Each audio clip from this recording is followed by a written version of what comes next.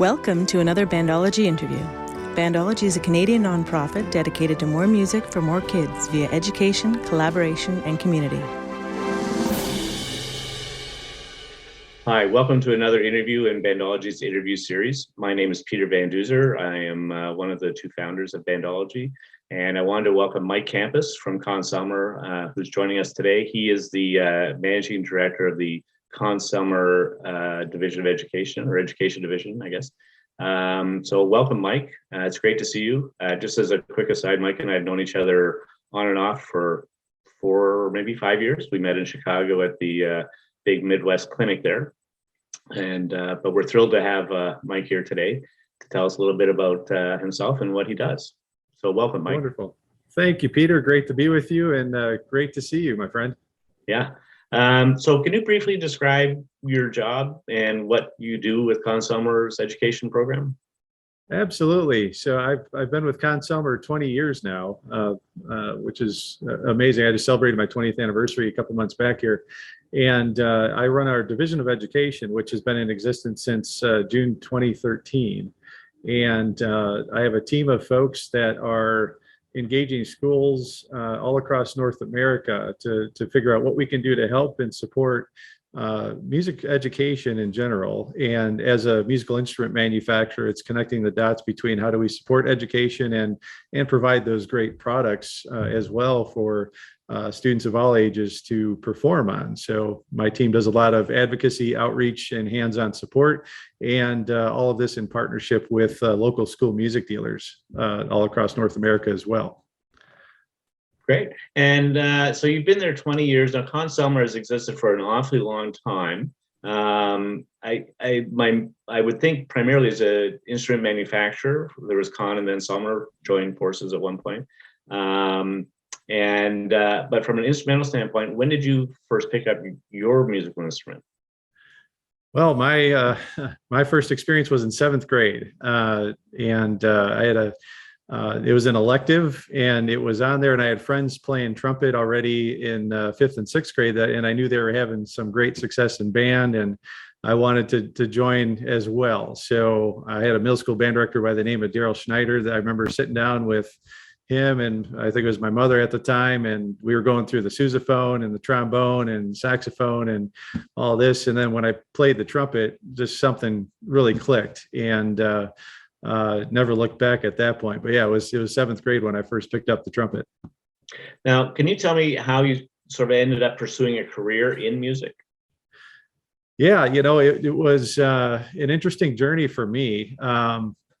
Neither of my parents were really musically inclined. So I sang in church choir since kindergarten, and we had youth choirs and whatnot. So I always had kind of music in my blood. And with the trumpet, it took off. And as I got to be a senior in high school, it was still not clear what my trajectory was going to be in life as to where was I going to go? Where was my career going to be? So I actually started college at the University of Wisconsin-Parkside in 1995 and was pursuing a business degree just because I didn't know which way I was going. I, however, enrolled in the jazz band, and I had a great professor by the name of Mark Eichner and also Tim Bell. They were two mentors for me in college that I got to meet in my music classes. And about a semester in, I said, you know what, I need to go this direction. I want to be a part of music, and I want that to be a part of the rest of my life. And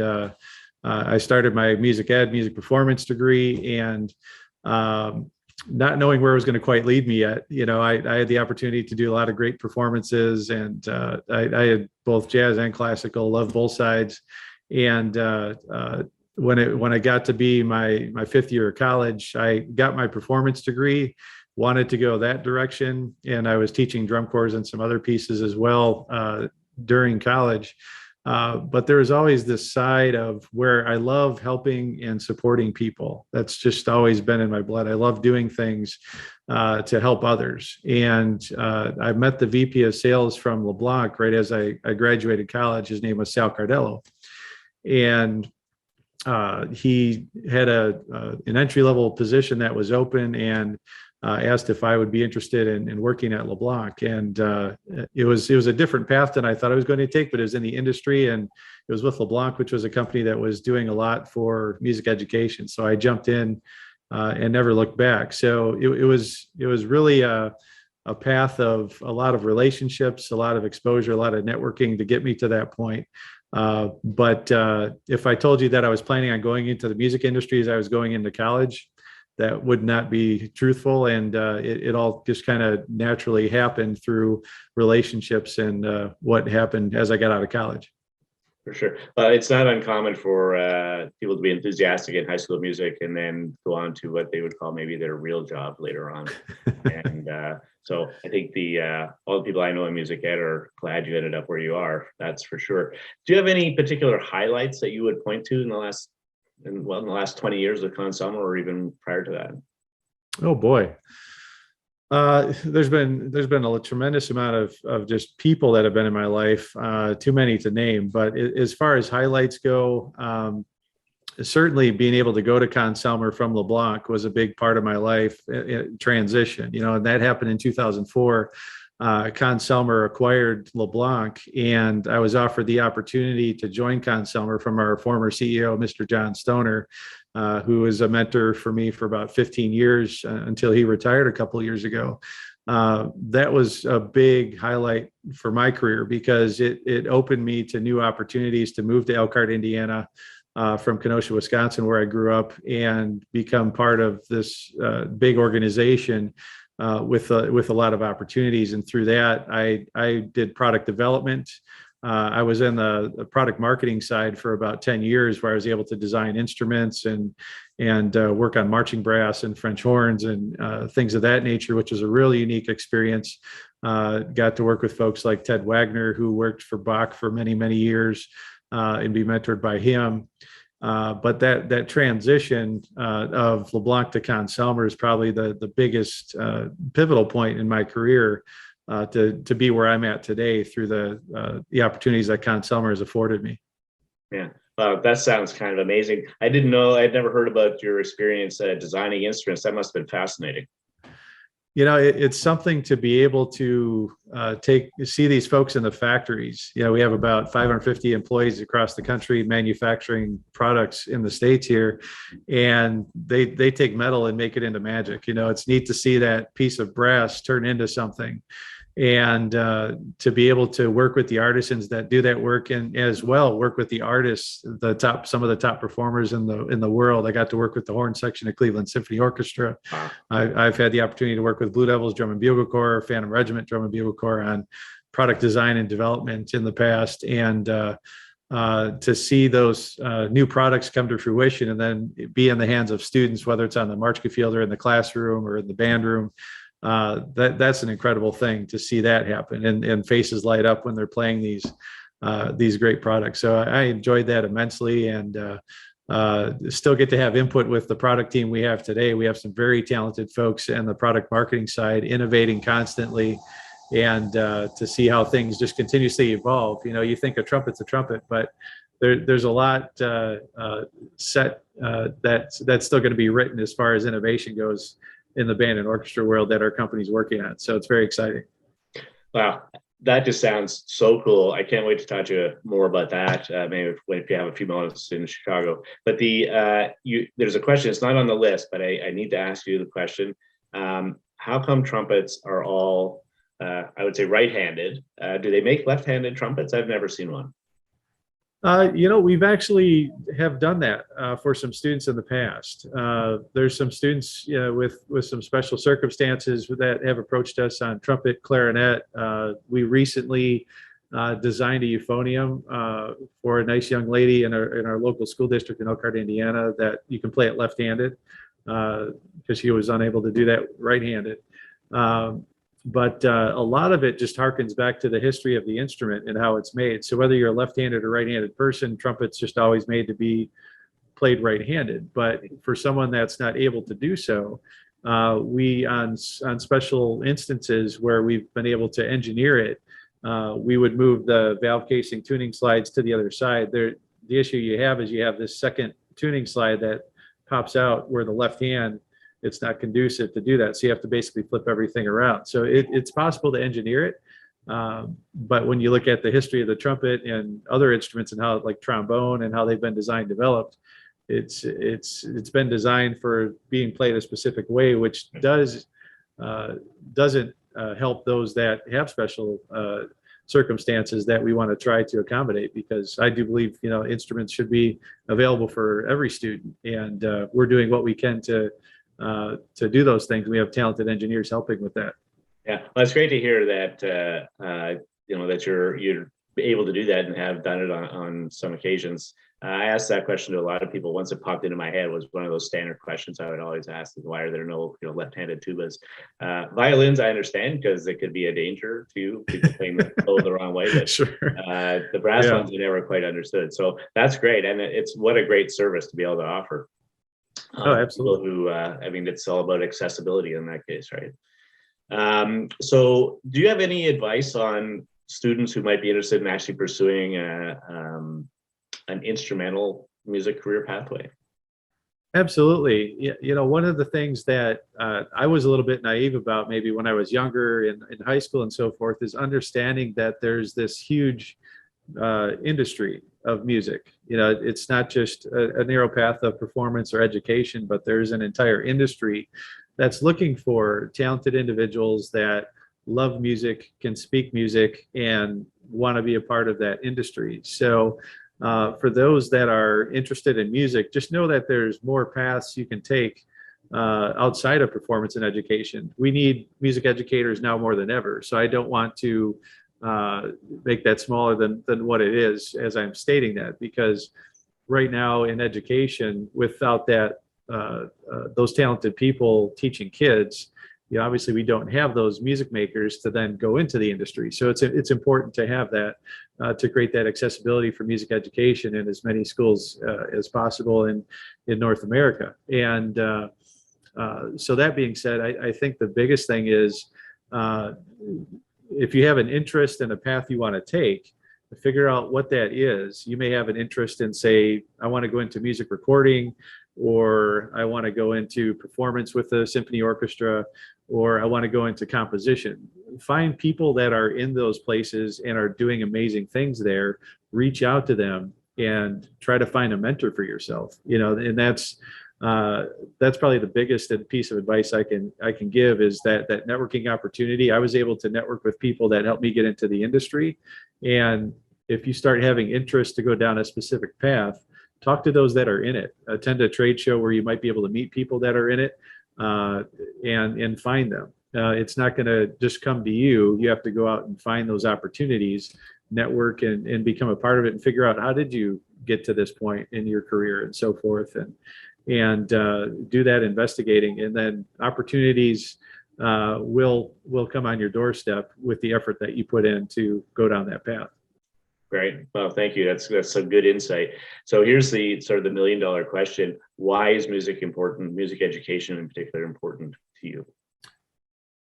Wow. Well, I believe it's important for every child to experience music in some way, shape, or form. It provides a creative outlet that's unique to anything else in our lives. It allows that creativity part that helps create better, well-rounded children, in my opinion. And there's nothing else that does that. I have a 12-year-old daughter. I'm seeing her going through similar experiences that I had. She's been playing French horn now for a couple of years, and seeing the change it's had in her firsthand and her ability to work at something. I think we live in a culture with the youth of instant gratification. I can play a game and boom, this happens, where music takes a little bit more of that work. I need to practice this piece for the next 4 weeks to be ready for this. There's goals, and there's that work and perseverance that goes into that. So there's that self-discipline and accountability that's also learned through music as well. And that did a tremendous amount for me too, growing up. I'm not sure if music wasn't part of my upbringing, I'm not sure I'd be the person I am today with the work ethic and things of that nature that music provided for me as well. So it just does a tremendous amount to help us with creating good, well-rounded citizens in our society. And I think it just does so much for our culture, for community, and everything else. So that's why I think music education is extremely important. That's great. And as you know, I couldn't agree with you more. And fortunately, there's some interesting science out there that supports everything you've just said. We also, with all the interviews that we do, we ask everybody the same 5 questions. We call them the Fast 5. So I don't know if you're ready for this, but I'll give it my best. Pardon me? I'll give it my best shot. Okay, I'm sure you can do it. So number 1 is favorite movie soundtrack. Ooh, I'll say I have 2 great movie soundtrack composers I love, John Williams and Hans Zimmer. Gladiator's awesome. And then Star Wars and Jurassic Park and Saving Private Ryan on the John Williams side. Those are some favorites. So hard to do just one. Sure. And going with John Williams is pretty good because that's just about all the movies, right? That's right. Yeah. So, you're a trumpet player, but what instrument do you wish you played? I always wish I could play drum set really well. I can only do a 2 and 4 beat, but I wish I could get around a drum set like I see some of these folks do. It's just incredible to me. Okay, good. And what's your favorite hidden talent? Ooh, hidden talent. You may or may not know this, but I was a bowler back in the day. So I have 13 300 games and won the collegiate national championships my senior year of college. So that's kind of a hidden side thing that not many people know about. Well, I'm going to use that one day. And what's the favorite concert you attended or your favorite song? Ooh, favorite concert would be the Cleveland Symphony Orchestra playing Mahler. I've gotten to see that a few times. Just an amazing sound that the orchestra has when they're playing Mahler. And then on the pop side, my first concert that I loved and attended was Phil Collins, actually, back in the 90s. And he had a great brass section. So love that as well. Cool. And what would be your dream vacation if you could ever go on vacation again? Yeah, no, someday we all will. I've had the opportunity in my job to travel the world to different places. And the one thing that's been on my bucket list sometime down the road, perhaps when I'm retired and my wife and I can go, would be Rome, Italy. I love history. I love culture and history, and there's great music there as well. So I see that as a place with just a ton of great history I'd love to go see at some point. Wow.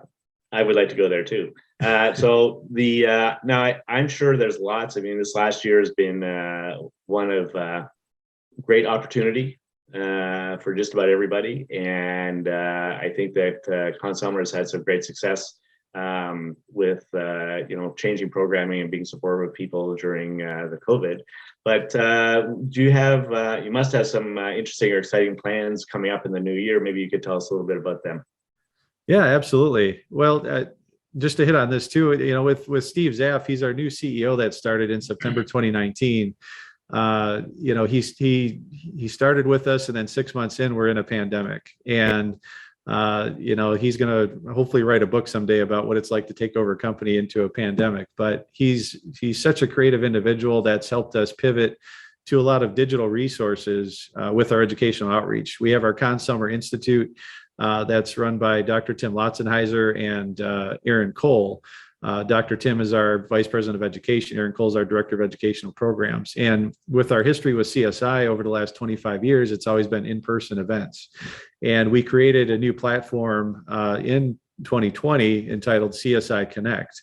And through the team's efforts, we were able to host an online event in June 2020 that had over 2,200 attendees from about 15 countries around the world, and including all the provinces in Canada were covered. We had a special Canadian reception that was amazing with about 400 attendees. It was just a wonderful experience. So with projects on the horizon, we're going to continue that with CSI Connect into the future, but in a more hybrid situation. So this next year in 2022, in June 12th through the 15th, we're going to host CSI in Mishawaka, Indiana at Bethel University. However, we are going to live stream it, so our friends in Canada and beyond as well can be with us live in all the sessions while they're being done in Mishawaka, Indiana, with about a few hundred attendees there live in person. So that's a huge project that we're taking on right now, as well as we're also creating 4 quarterly online CSI masterclass events that'll start in the first quarter of 2022, where school districts and boards of education can provide professional development for their music educators on a quarterly basis through CSI. So be on the lookout for that as well. But the team's been super creative in the digital technology. And in addition, we've also added musicprofessor.com, which is a online learning platform to help supplement music education as well. So lots of great tools and resources coming forth from Conn-Selmer's Division of Education over the next year. I can't.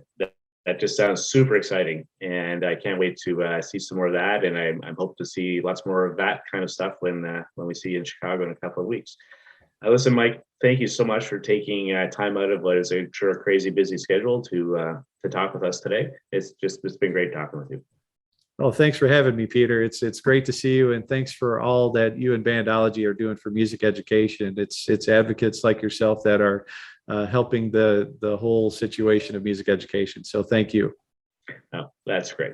Thanks. Thanks for joining us. If you like what you heard, you can learn more about our organization at bandology.ca, which features information about music education, advocacy, and research, and our Play a Gig and Bandcamp programs. Follow us on social media for more videos, performance, and interviews on Facebook, Instagram, and YouTube.